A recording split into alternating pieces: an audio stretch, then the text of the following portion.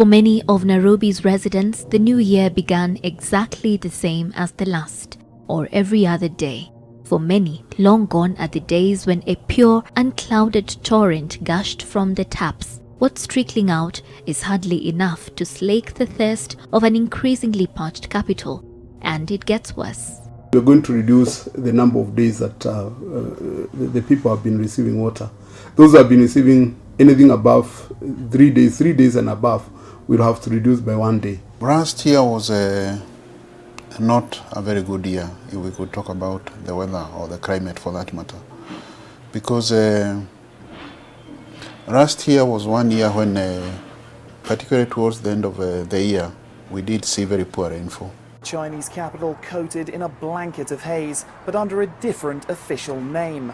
This is day 2 of the city's first ever red alert for severe fog, grounding planes and forcing highways and shipping ports to shut down. Although there's no doubt it's very cold in Beijing right now, it's clear that there's more to the thick grey mist than just the weather. China's pollution rating is currently at its second highest level, and many people are asking why the government has issued a red alert for fog rather than smog. Authorities in Hebei province, which surrounds most of Beijing, say they've ordered major polluters to shut down, a typical measure in China's war on haze, which has so far had little, if any, effect. You can't see it, but there are toll stations and highways behind all this fog. More than 10,000 cars got stuck in China's eastern city of Huainan, some for as many as 10 hours. Traffic police say they're doing everything they can. It's the same way for air traffic. Shijiazhuang, often the country's #1 most polluted city, is also shrouded in heavy fog. Local airport canceled all of its flights Wednesday morning.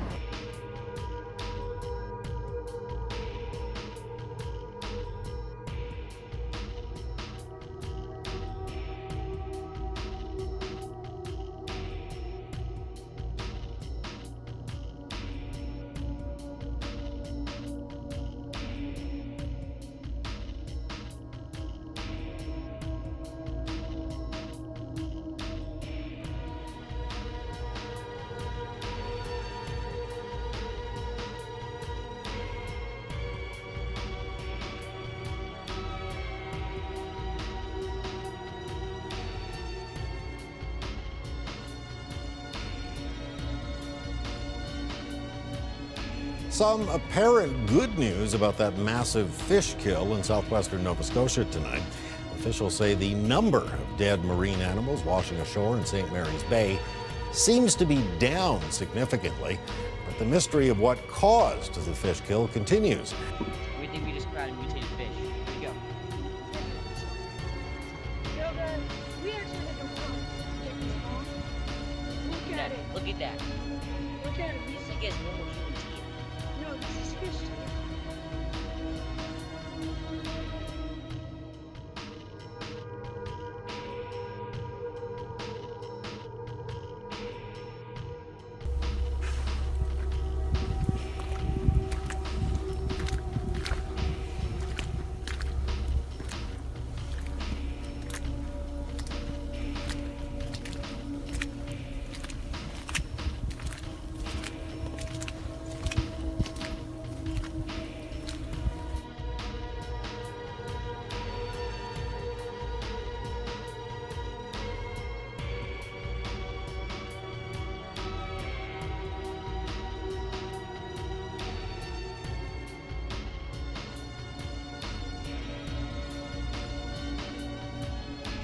Well, we have the potential for a snowstorm, Friday and the Saturday across the Carolinas and the Mid-Atlantic. Now, whenever you're discussing a snowstorm, the #1 ingredient you need is cold air, a fresh injection of cold air. We have that. I want to show it to you on the water vapor loop. I love the water vapor loop. It has all the players on the field. All right, this system in here, I'm going to mark it with an L. It's going to drive the cold air all the way into the southeast.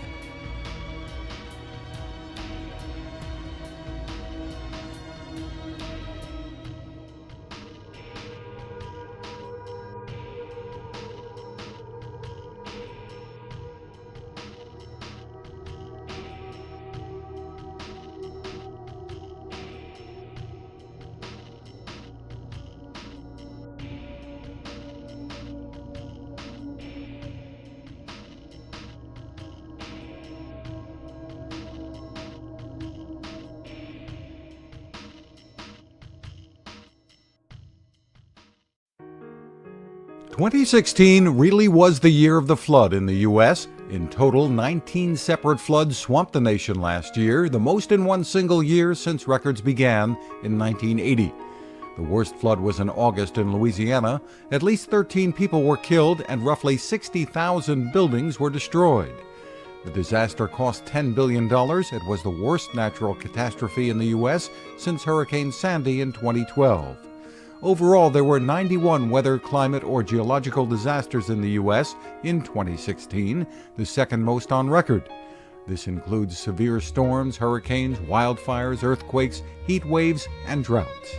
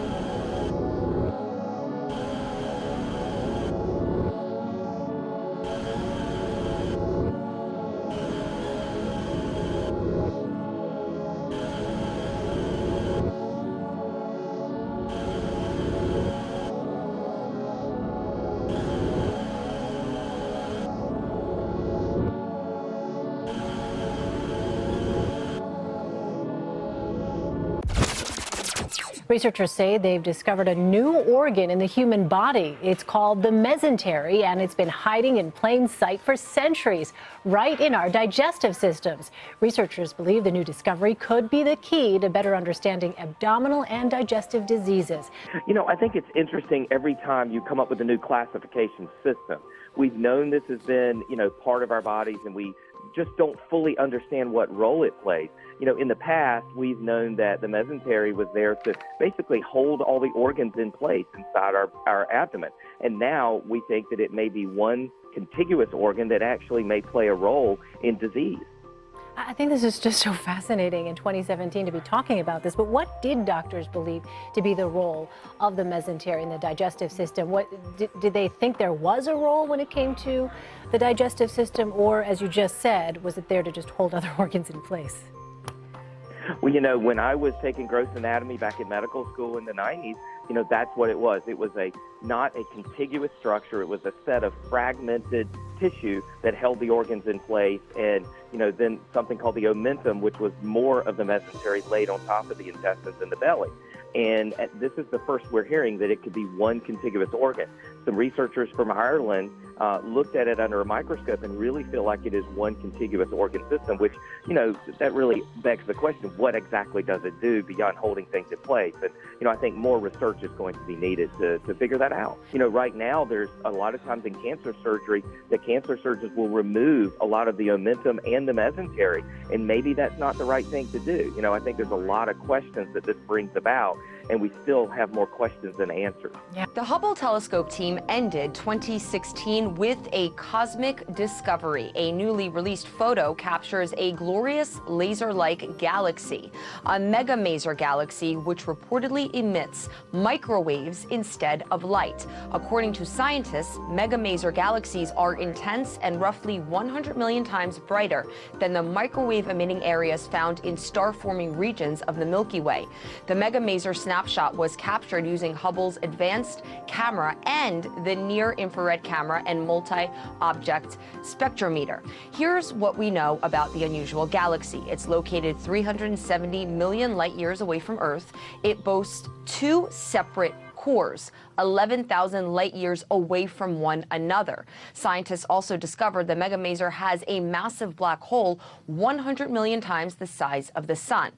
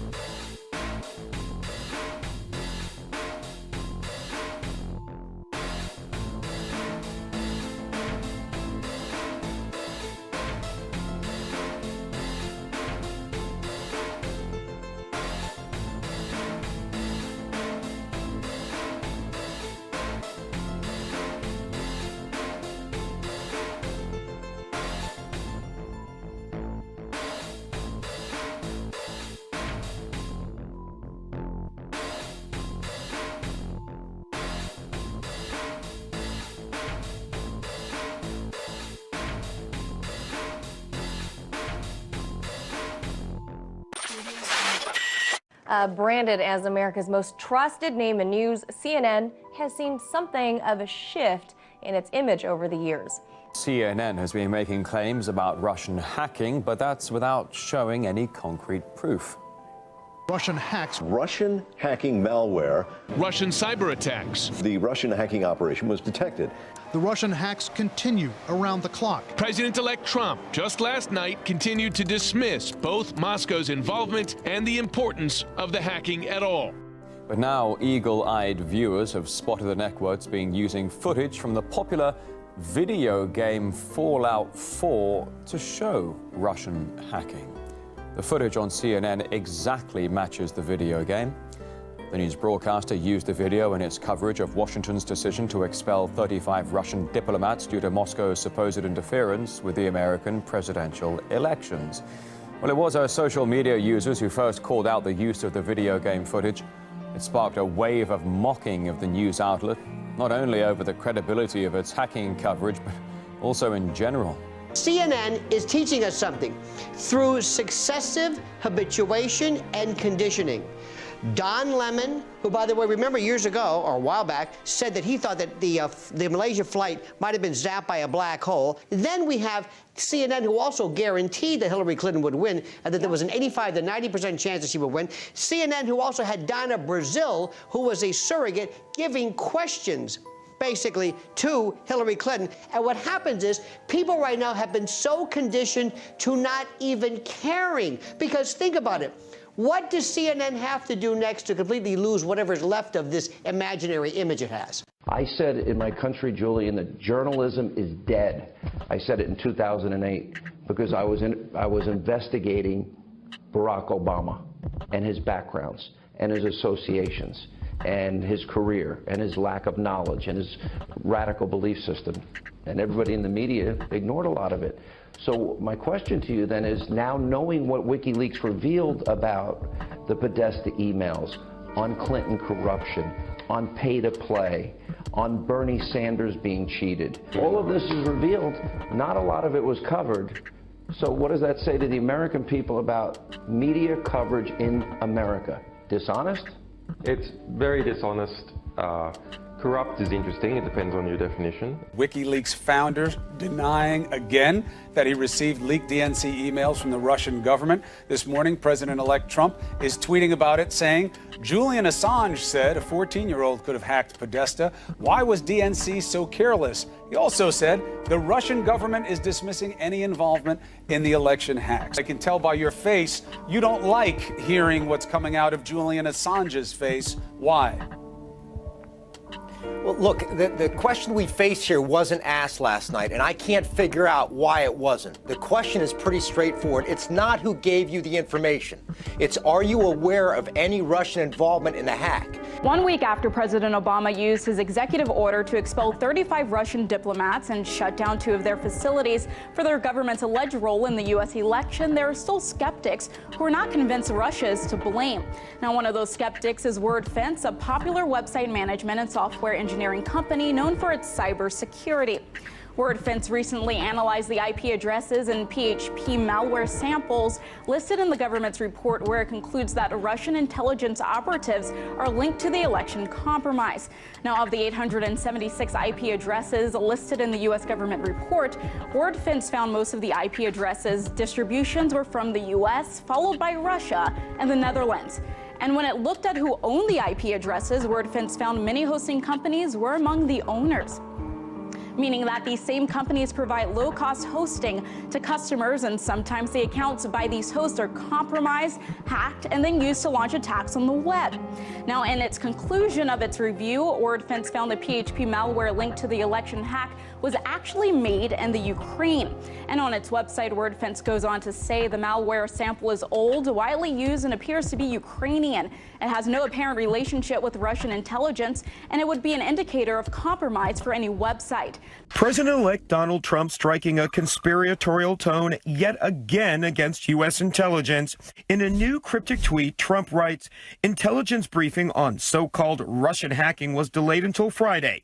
Perhaps more time needed to build a case. Very strange. But U.S. intelligence officials say there's no delay. They say the meeting was always set to take place later this week, adding President Obama has yet to receive the full briefing on Russian hacking. Trump vowed to release inside information he says he has about the hacks by today. Democratic Congressman Adam Schiff responding to Trump's claim, tweeting, "This week, real Donald Trump promises new info about Russian hacking. Only he knows. Next week, what really happened at Roswell." Mr. Trump tweeted last night the intelligence briefing on so-called Russian hacking was delayed until Friday. Perhaps more time needed to build a case. Very strange.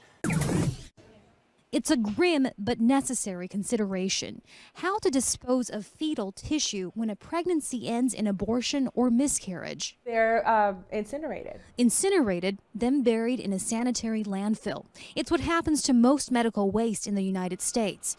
But the state of Texas wants to force medical providers to treat fetal tissues differently, to cremate or bury them in a cemetery.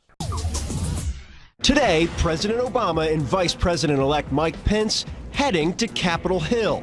It's an effort, aides say, to prepare their parties for the looming battle over Obamacare. Obamacare has worked a hardship on American families, on American businesses, and in a very simple conclusion, the American people have sent new leadership here because Obamacare has failed, and it has been rejected by the American people.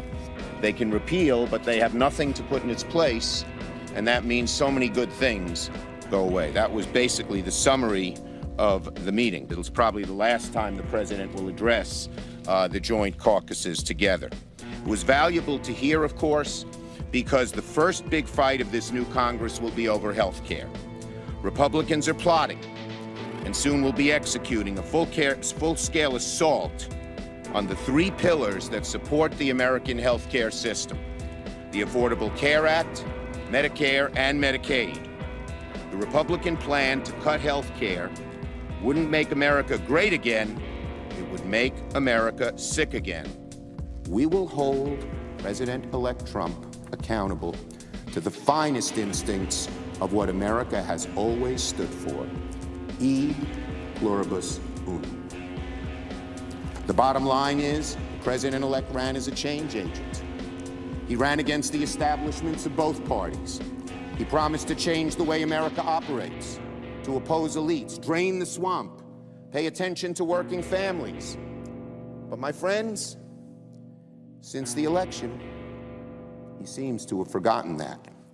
Looking at the cabinet, which is stacked with billionaires, corporate executives, titans of Wall Street, and those deeply embedded in Washington's corridor of power, it seems that many of his campaign themes are quickly being abandoned.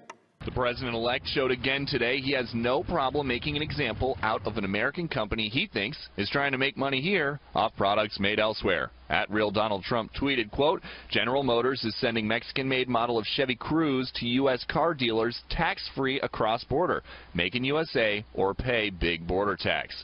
Tweets like that have moved markets in the past. Just ask Boeing and Lockheed Martin, who eventually adjusted cost estimates for major projects under pressure by the president-elect.